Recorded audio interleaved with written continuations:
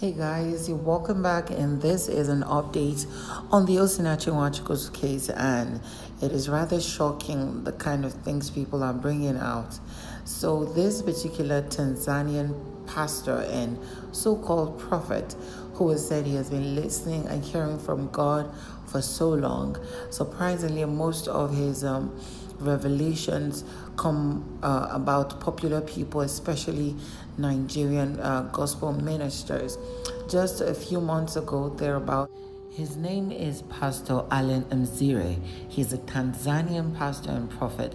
And just a few months ago, he made a post about Victoria Renze and all the revelations God was giving him about her lifestyle and all that. And he didn't stop there. Just a few hours to a few days ago, about 2 days ago, he came through saying that Osinachi didn't make it to heaven because of her bad lifestyle. Now, according to him, in the post which he made on Facebook, he said, "Let me give a warning first. Ever since I shared a revelation about Victoria Renze, people have been attacking me negatively and claiming that I'm sharing false revelation that mislead people. I want to say this, no one is forced to believe me or what I write.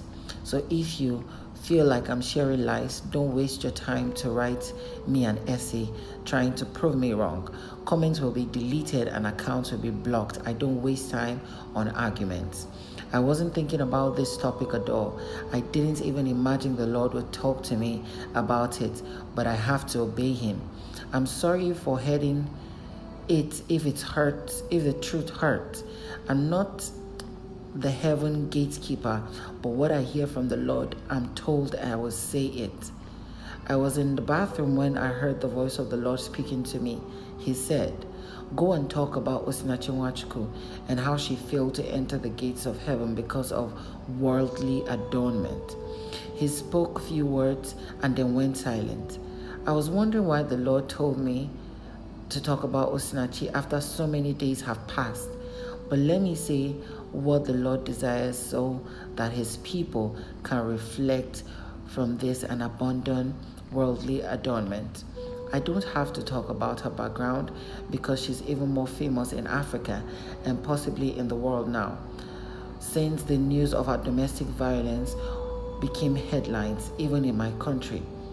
It's so tragic that she died in the hands of a cruel and heartless husband. It was after her death that all the stories of her domestic violence resurfaced that she has been experiencing from her husband.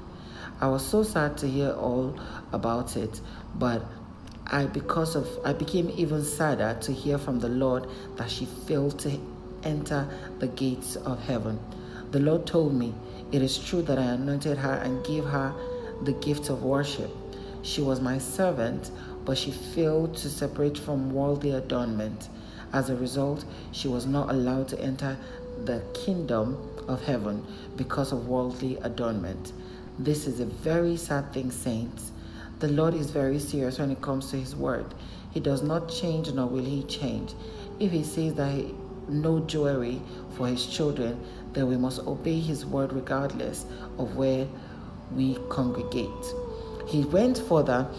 Now, this is all he posted on his Facebook. He went further to mention some, Bible scriptures. First was Genesis 35, 1-4. Second was Exodus 33, 4-5. Third was Isaiah 3, 16-24. And 1 Peter 3, 3. 1 Timothy 2, 9-10. And then he concluded by saying, these scriptures are from the New Testament, so this is not about being under the law, but it's a commandment the Lord gave through his apostle Paul. No compromise. It is so sad how many churches today talk about repentance and hell, but they do not preach about the things that will cause you to miss heaven, especially outward adornment like fake hair, wig, makeup, jewelry, pants for women. No matter how much the church overlooks these things, but to God they are important to talk about because they take women to hell. You may ask me, where is Osinachi then? Well, I don't know. What I know is that she failed to enter the gate of heaven because of worldly adornment. No matter how anointed or used by the Lord someone is, if he is attached to worldly things, he will not make it to heaven no matter what.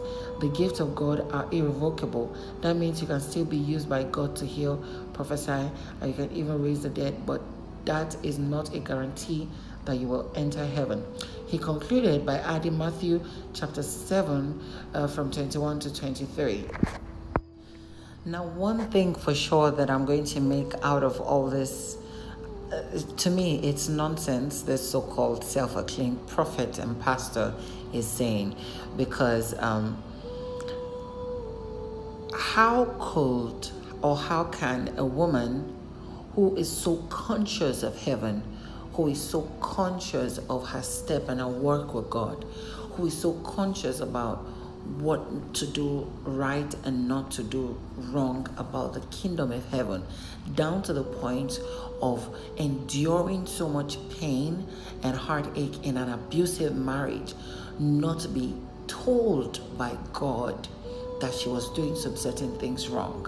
A woman that was ministering through her music week in, week out, who was always seeking the face of God to direct her in the paths of righteousness. How would she not be told by God himself that there was something wrong she was doing that could lead her to hell? Everything this pastor has said is pure trash to me. Pure trash, really, because what I've noticed is most men of God, especially all this rampant, crazy Christianity, some people are developing these days, just come out with one doctrine or the other, one way or the other, and start feeling like they know it all. Out of their own personal self-thought and self-gratification, they bring a doctrine and force people to follow. Like, of all times to even make a statement such as this is now. Well, like he said, I guess he's just feeling like he's a God's assistant or the gatekeeper of heaven. Okay, like even down to the point of asking him, even down to the point of where he said that if you ask him where is Osinachi, he said he doesn't know, but he knows she didn't make heaven.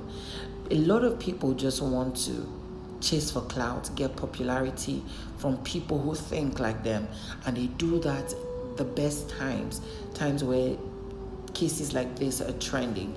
They just use controversies and get to misdirect people and just put people into a new form of mental religious slavery.